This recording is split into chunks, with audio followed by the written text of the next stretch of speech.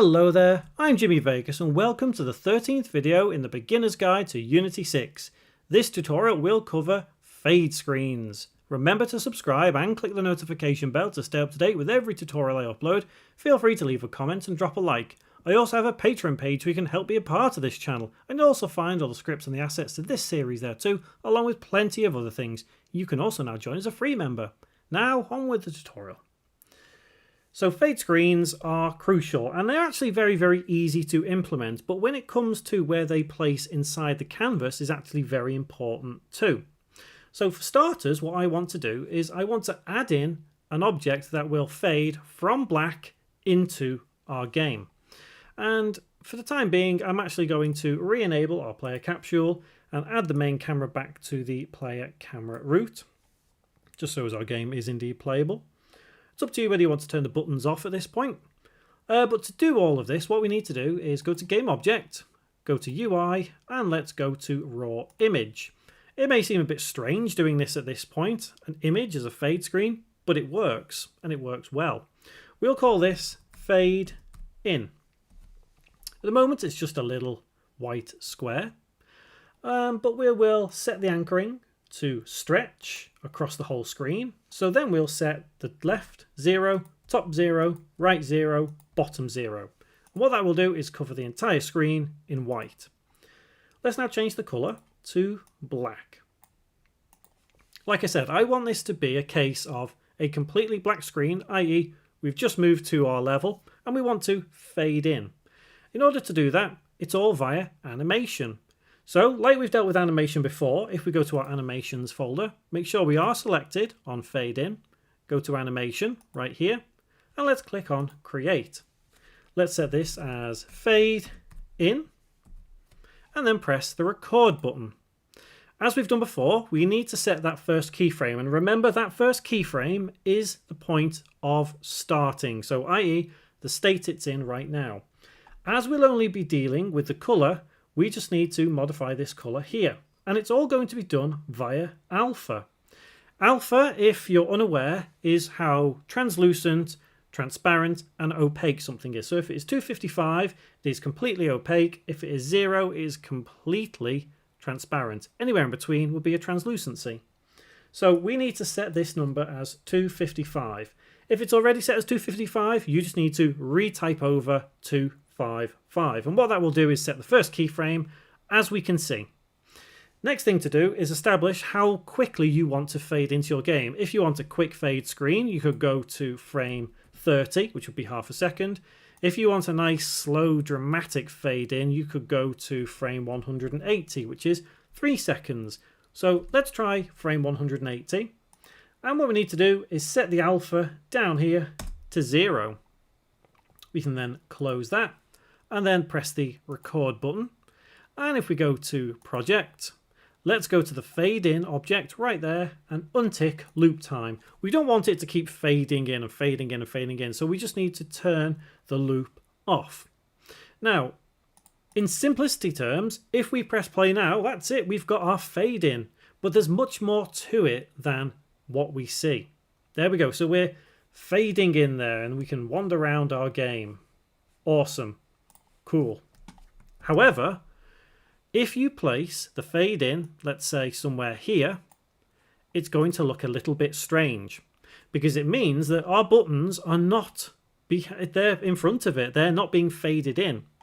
So in terms of placement inside the hierarchy, the fade in screens are more than likely always going to be at the very bottom. So the ordering of everything inside the canvas determines what is displayed first. For example, if we were to put the fade in at the very top, we'd still see everything that is on the canvas, and we don't want that to happen.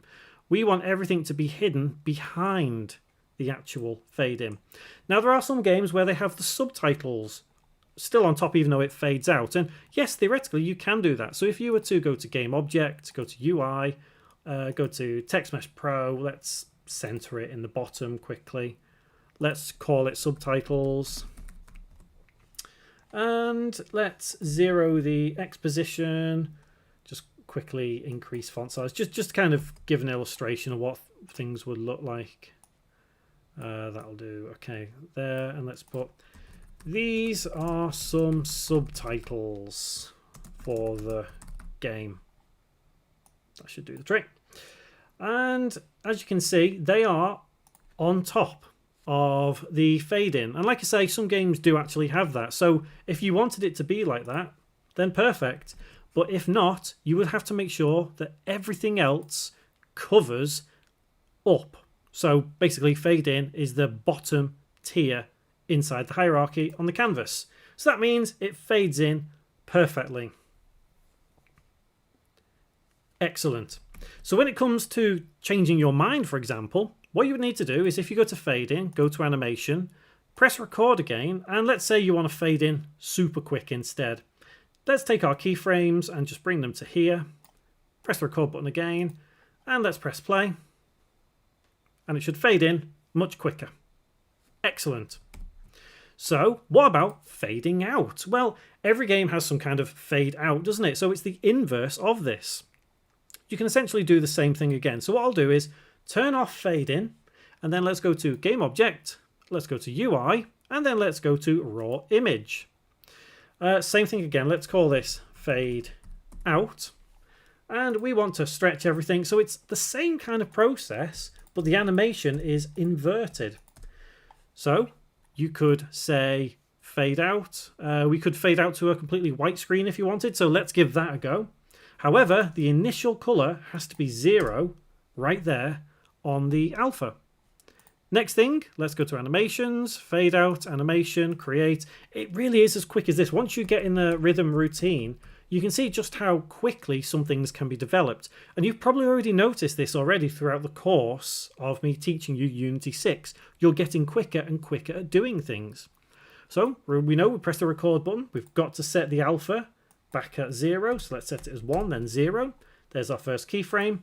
And let's have it fade out over 4 seconds. So let's do 240, just for something a little bit different. The alpha is then set to 255. And let's go to this record button, press stop, project. Let's go to fade out and press the loop button, and then press play. And we should be able to see slowly our screen fade to white. Awesome.